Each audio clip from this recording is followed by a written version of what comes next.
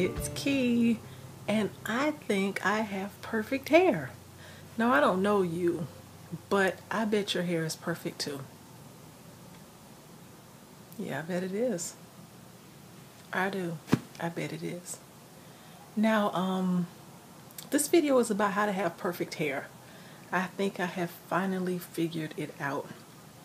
I haven't been natural a super long time, almost 3 years now, and when I got to my 2 year mark, I kind of started to get in a groove with my hair and understand its limitations and see what it could do, and started to get kind of exciting. But during that second year, I started noticing a lot of people doing mini chops and second big chops and third big chops, and I was like, uh-oh, does something happen when you got to a certain point in your journey where your hair starts to not seem cool to you?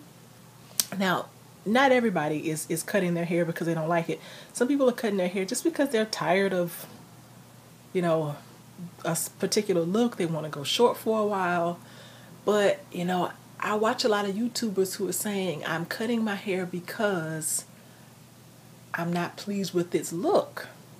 And so, I've just been thinking about my hair lately and thinking, well, to a lot of people, there's some things about my hair that wouldn't seem ideal. It's really kinky, takes a while to detangle.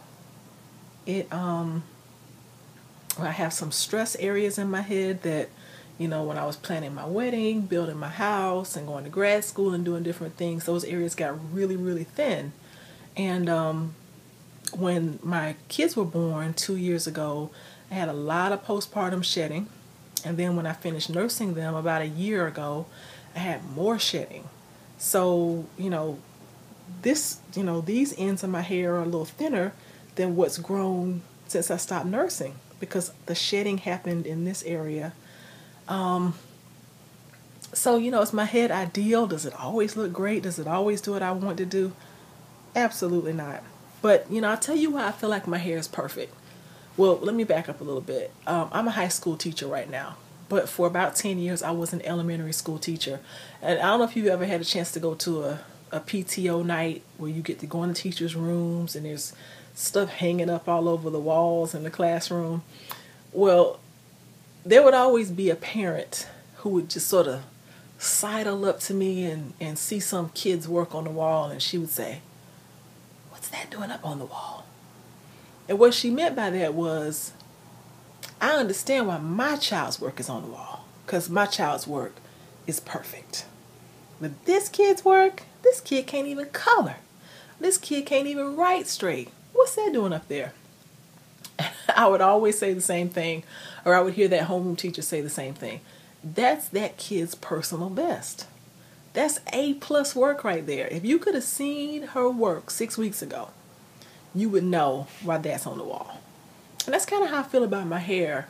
I look back at my relaxed pictures and even my early natural pictures when I was just trying to figure out what to do with my hair, and I wasn't being kind to it. I just didn't know how to treat it at that point. The difference in my hair now and my hair then is crazy. My hair is doing what we call in the elementary world, it's doing its personal best. And so I think this hair ought to be up on the wall, along with anybody else's hair who, if their hair looks great, if it always is styled perfectly and all that, because this is my hair's personal best. It's doing all it can do. It's being moisturized, it's being, gently detangled, ends are getting trimmed, protective styling, and, all the stuff I know how to do to my hair, I'm doing. So, to me, that's how you get perfect hair. It's just looking at the hair that you have and saying, you know what? I like that stuff. I really do. I like everything about it. I like the feel of it. I like the look of it. Doesn't look like so-and-so's. I can't style it like so-and-so's. I'm a year or 2 or 3 or 4 away from my goal.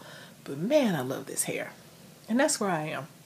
That is exactly where I am. So, I hope that wherever you are, that you feel the same way about your hair. I hope you're looking at it in the mirror and going, yes, I hope that you're giving your hair that gift. It is a wonderful feeling to just say, you know what I have is mine and it's perfect.